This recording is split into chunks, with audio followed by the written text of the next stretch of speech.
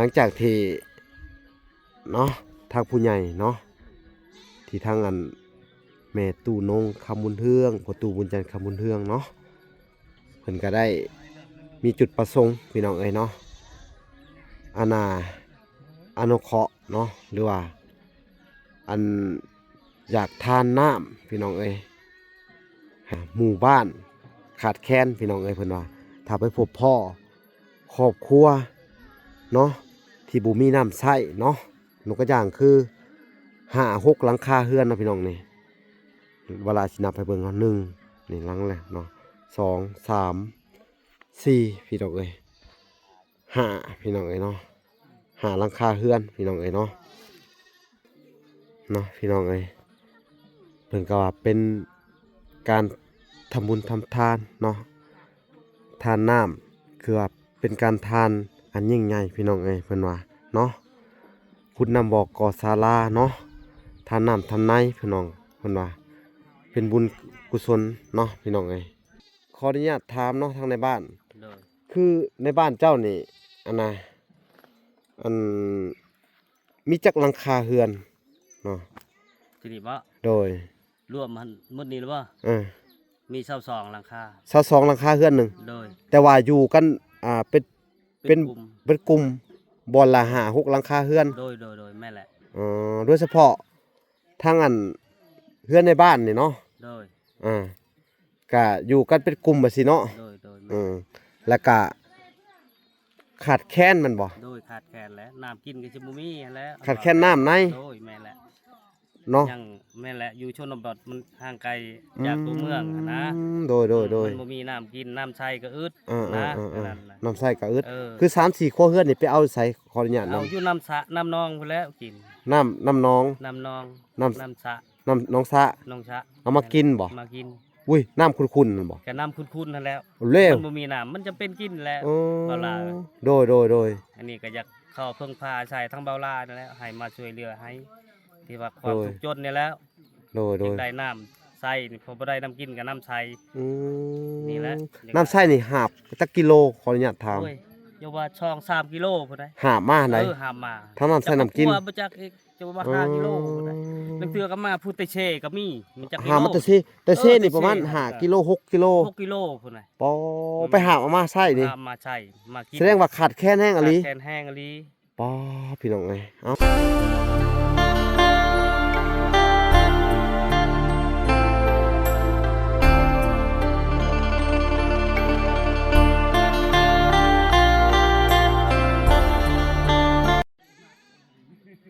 ้า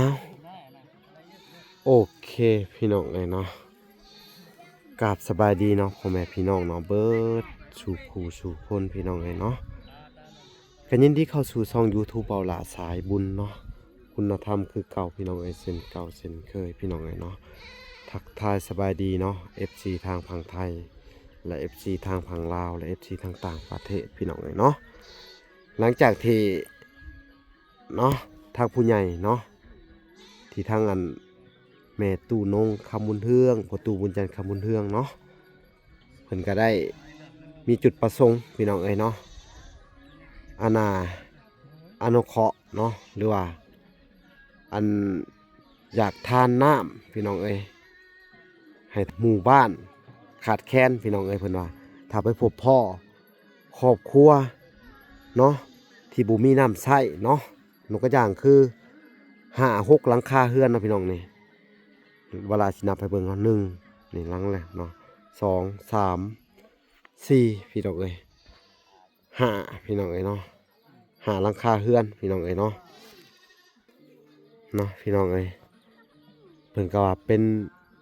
การทำบุญทำทานเนาะทานน้ำคือว่าเป็นการทานอันยิ่งใหญ่พี่น้องเอ้ยเพิ่นว่าเนาะคุณนำบอกก่อศาลาเนาะทานน้ำทำไนพี่น้องเพิ่นว่าเป็นบุญกุศลเนาะพี่น้องเอ้ยเนาะ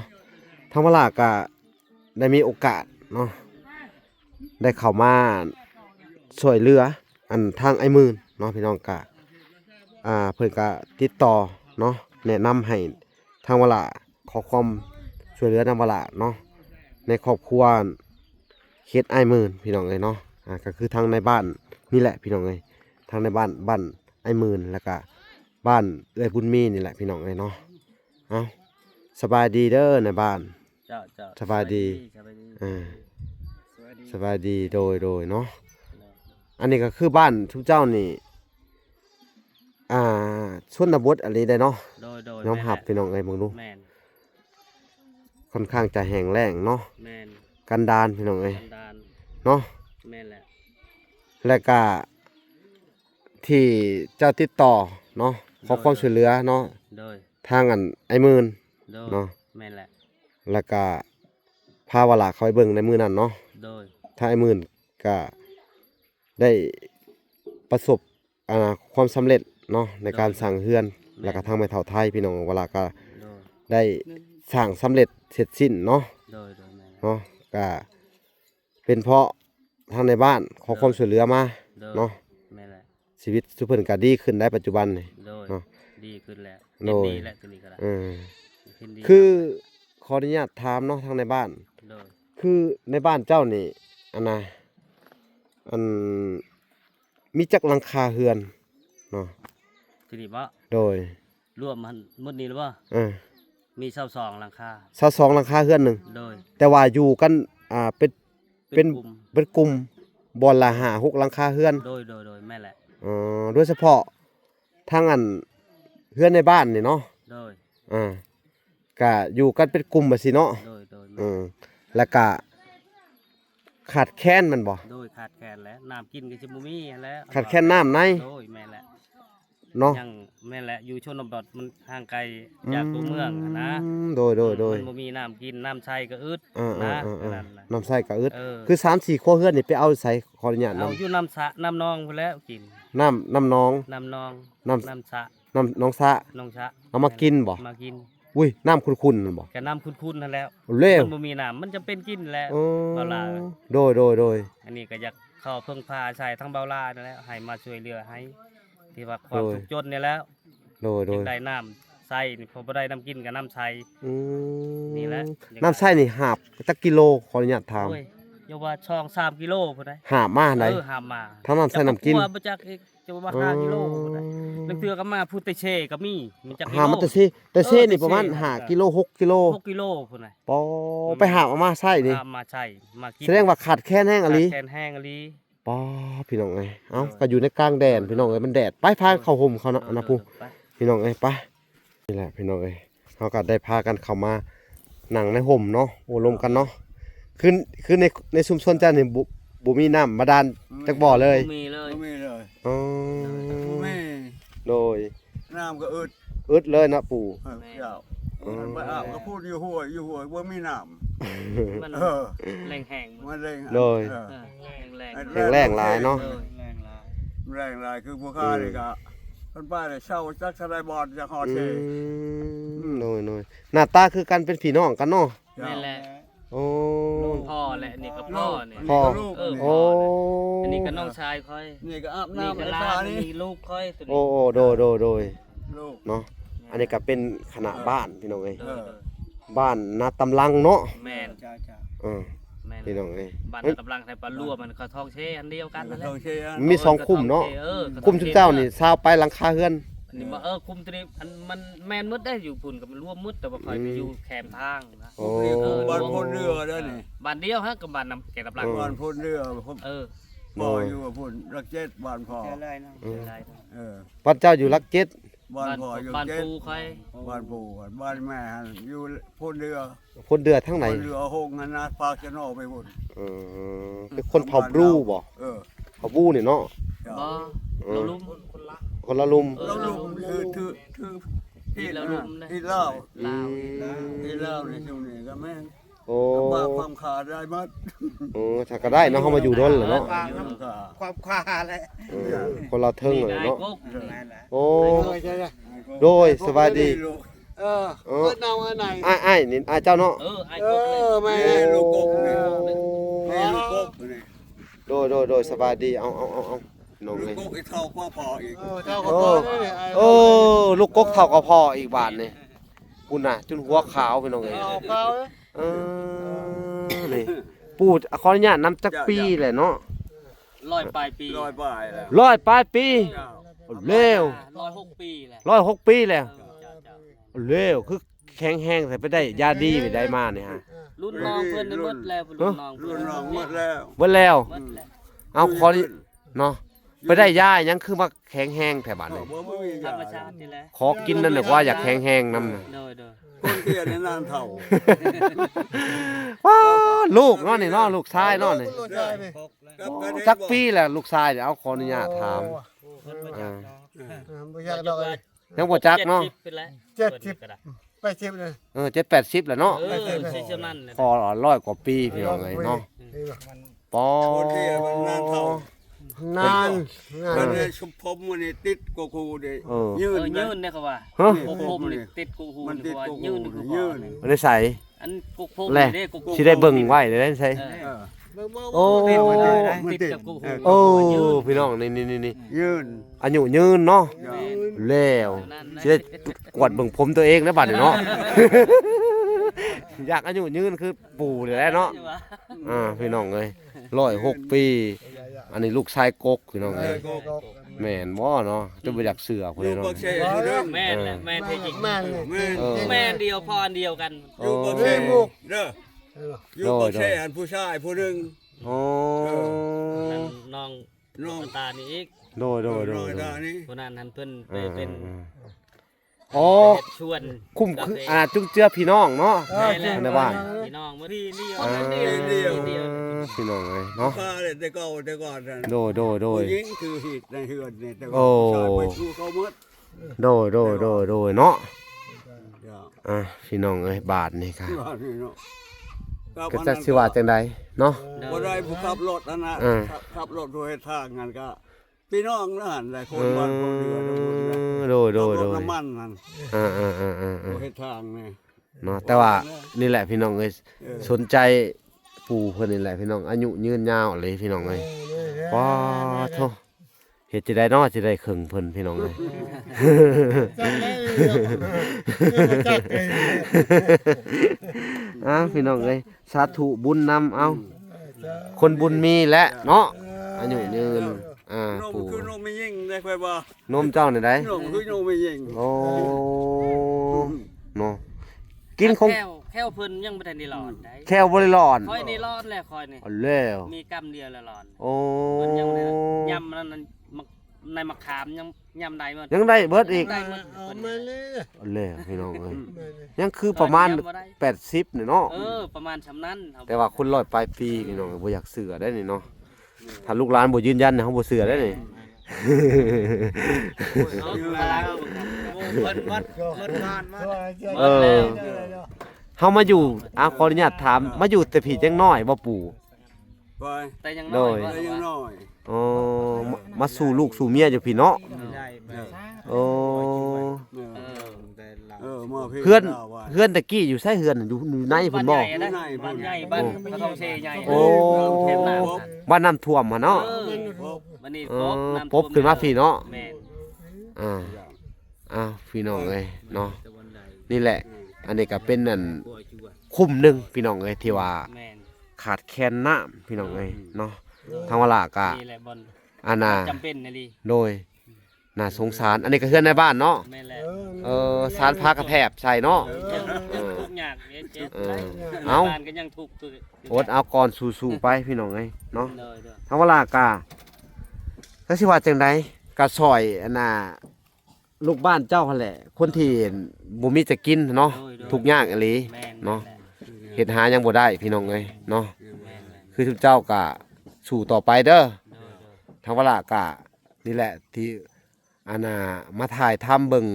เรื่องน้ำเรื่องในนี่แหละสิอุปทานน้ำให้ทางอันพ่อแม่เพิ่นพี่น้องเอ้ยเฮ็ดตามจุดประสงค์เพิ่นเนาะเวลาก็คือว่าอันยืนยันแล้วประมาณ5หลังคาเรือนเนาะบ่มีน้ำใช้ใช่ โอ้บ่มีเลยก็มีแต่สิถ้าเกิดเนาะถ้าเกิดว่ามืออันน่ะเพิ่นมาเจาะน้ำนี่เฮาพอสิค้นน้ำได้บ่ ได้ ถ้าสมมุติหน้าว่าเพิ่นฝากเงินมาให้เนาะอันนี้ก็เป็นจุดประสงค์ของเพิ่นให้เวลามาสำรวจเบิ่งพื้นที่เด้อเนาะก็คือ เป็นเรื่องจริงบ่มีอีหลีพี่น้องเอ้ยเนาะเพราะว่าค่อนข้างจะลำบากทางในบ้านก็ได้เนาะ แม่น ก็มีแต่ว่าสิให้ทางในบ้านเด้อ โดย เป็นผู้ดูแลน้ำเนาะ โดยโดย ดูแลแล้วก็บอกสอนอันนี่แหละบอกกันนี่แหละถ้าเกิดว่าไผเฮ็ดเพ โดยโดย ก็ให้ซื้อมาเปลี่ยนท่อน้ำบ่หรือหยังนั้นน่ะ โดย ให้เจ้ากำกับแนวนั้นเนาะ โดยโดย เบิ่งแยงนํกันเนาะ โดย เฮาก็สิเฮ็ดเป็นของรวมให้เด้อ โดย แต่ว่าให้เจ้าเป็นผู้กำกับเนาะแล้วก็อันเว้าในคลิปนี่แหละพี่น้องเอ้ย โดยโดย เว้าในตอนนี้แหละคือว่า แม่น ไผเฮ็ดเพก็ต้อง ผู้นั้น เอามาซื้อมาเปลี่ยน ชื่อแทน ซื้อมาเปลี่ยน โดยชื่อมาเปลี่ยน อ่า ใช่ แม่น ใช่เองนั่นแหละ แม่น เนาะหรือว่าถ้าอยากสมานสามัคคีกันก็เก็บเงินนำกัน เก็บเงินกัน ก็ได้ โดย เอาความสะดวกสบายของทุกเจ้า โดย เนาะ แม่น แต่ว่าการใช้น้ำแต่ละคนมันก็โยกบ่คือกัน บ่แล้ว เนาะบางเทื่อก็มีเด็กน้อยเฮ็ดฮักอีหยังแหน่จักสิว่าจังไดเนาะ ที่ว่าบ่เป็นเนาะ มันก็เว้ากันยากได้ต้นนี้ มันยากตัวนี้กันแม่นแหละ อยากให้เจ้าแลดูแลกำกับเบิ่ง แม่นแหละ หรือว่าคอยเก็บเงินออกใส่กันก็ แม่น เป็นการดี แม่นแหละ อันนี้เพื่อความสามัคคีในครอบครัวทุกเจ้าแหละในชุมชนทุกเจ้าในเขตนี้เนาะหรือว่าแนวใด แม่นแม่นแหละ ก็ให้เจ้าเป็นคน ตัวนี้แหละ อ่ะ ตัวดีกว่าแหละ นั่นแหละ เงินนั่นแหละตัวดีกว่า เก็บเงินเนาะ โดย โอเคฉะนั้นมันก็สิได้ อันที่เว้าเฉพาะนี่มันยาก มันยากเนาะ เพื่อเด็กน้อยเด้เพจ นั่นแหละเอาที่สบายใจเนาะ โดย อ่ะ สบายใจกลัว เอาแม่นจังได้ก็เวลาก็ได้มาเบิ่งพื้นที่แหละมื้อนี้เนาะก็ได้มาเบิ่งตัวจริงพี่น้องเอ้ยเนาะอันนี้ก็สิได้ถ่ายทำแล้วก็สิได้ให้ทางอันพ่อๆแม่ๆเพิ่นเบิ่งนํเนาะ แม่น ไปถ้าที่เจาะนี่เจาะในหม่องใด โดย ไปเบิ่งอีกรอบหนึงพี่น้องเอ้ย ได้ พี่น้องเอ้ย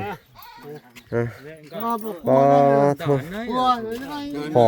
กับลูกพี่น้องเอ้ย เพื่อนมันมาอยู่ นี่พี่น้องเอ้ยบ่ในนี้เขาปวด คุณพี่น้องเอ้ยอันนี้ลูกกกเขาไงเอาเป็นอะไรน่ะพี่น้องเอ้ยนี่คุณทางในบ้านกับไปซี่จุดแล้วพี่น้องเอ้ย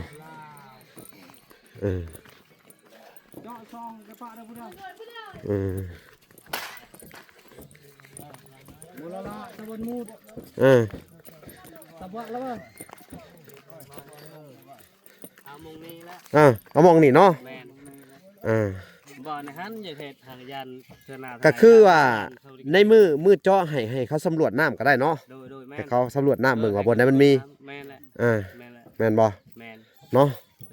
เออ บ่มีอีหลีพี่น้องเอ้ยจักเสียจังได๋นี่ บ่มี เออ เบิ่งเอานี่แหละ อันนี้แหละ บ่เอา เอามุงใน สีดำ เราบ่สบายบ่ประตูนี่ ต้องเปลี่ยน เอ เปลี่ย อน เด้อเปลี่ยนเด้อเปลี่ยน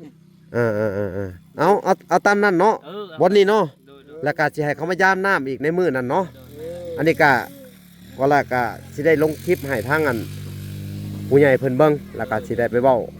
แล้วก็สิได้โทรไปบอกเรื่องราวเนาะเกี่ยวกับน้ำนี่แหละพี่น้องเนาะอันนี้ก็เป็นจุดประสงค์ของเพิ่นเนาะผู้ที่อุปถัมภ์ค้ำสู้พี่น้องไอ้เนาะสาธุเนาะโมทนาบุญนำเด้อทางแม่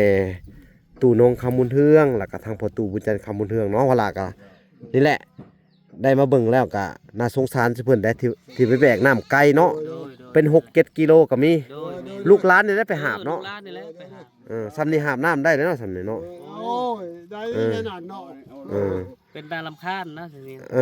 พี่น้องเอ้ยเพื่อมาฮอดเฮือนเก่าเรือนหน่อยหนึง เรือได้นึง เอาอดเอาสู้เนาะ โดย เอาพี่น้องเอ้ยก็ดีใจนำเนาะปลายก็สิลงคลิปนี้ให้อันน่ะ นี่ก็ เพิ่นเบิ่งพี่น้องเอ้ยเนาะอืมอันน่ะผู้ใหญ่นี่อ้ายเจ้าเนาะ แม่นอ้าย เอาโอ้โดยบ่เป็นหยังจะไปเลยพ่อใหญ่เนาะ ไปเลย สงสัยเพิ่นสิน่าจะมาแต่บุญบ่ กินเหล้า ลิด แถว กินเหนียว เรื่อง น้ำ นี้แหละกับหมู่ครู โอ้โดยเอาขอโทษขออภัยนำพี่น้องเอ้ยเนาะ เพิ่นก็ได้พี่น้องจักเฮ็ดจังไดผู้เฒ่าเนาะอยู่ในเขตบ้านนอกเฮาก็แบบนี้แหละเนาะ แม่น อ๋อเฮือนเพิ่นหลังนั่นเนาะ หลังนั้น พี่น้องเอ้ยเอ้าโอเค โอเคบัดนี้ก็สิให้ทางในบ้านเพิ่นรอท่าเด้อ โดย ถ้าเพิ่นได้ผากเงินมาเนาะว่าละก็จะได้มาจัดการให้เลยเด้อถ้าเพิ่นบ่ทันผากก็อดใจรอก่อนเนาะบางเทื่อเฮาก็บ่ฮู้เนาะ แม่น เงินคำของเพิ่น แม่น เพราะว่าบางเทื่อเฮาก็เดาคาดเดาบ่ได้หั้นนะอาจสิมีเรื่องจำเป็นใช้เงินใช้คำเนาะเพิ่นก็ได้ก็บ่คือคาดหมายกันไว้แม่นบ่เนาะเฮาก็บ่ฮู้อนาคตพี่น้องเอ้ยเรื่องเงินเรื่องคำก็ได้เนาะถ้าเพิ่นผากมาจังว่าได้เนาะ โดย ถ้าเพิ่นบ่ทันผากก็อดใจรอก่อนเด้อ โดย เนาะเอาทางเวลาก็สิได้มาดำเนินการให้ผู้แหละ โดย ตอนเพิ่นผากมาผู้แหละคือเฮาเว้ากันเนาะ แม่น อันนี้ก็มาถ่ายให้เพิ่นเบิ่งก่อนเนาะเพิ่นก็ว่าบัดสำรวจให้ทั้งแม่เบิ่งแน่ลูกเพิ่นว่าแหละให้พ่อเบิ่งน้ำแน่เพิ่นว่าเนาะทางเวลาก็ได้เฮ็ดตามจุดประสงค์ของเพิ่นแหละเด้อเอ้าทุกเจ้าก็สู้ๆต่อไป เนาะ โอเคเด้อทางเวลาก็สิได้ขอตัวก่อนพี่น้องเอ้ยลำลาไปก่อนเนาะคลิปนี้ก็สิได้ขอตัวจบลงก่อนเนาะแต่เพียงเท่านี้เนาะฝากไปติดตามคลิปตอนต่อไปพี่น้องเอ้ยเนาะโอเคพบพอกันใหม่เนาะคลิปหน้าพี่น้องเอ้ยคลิปนี้ขอกล่าวคำว่าสบายดีและสวัสดีพี่น้องเอ้ยพบพอกันใหม่บ๊ายบายอ่ะ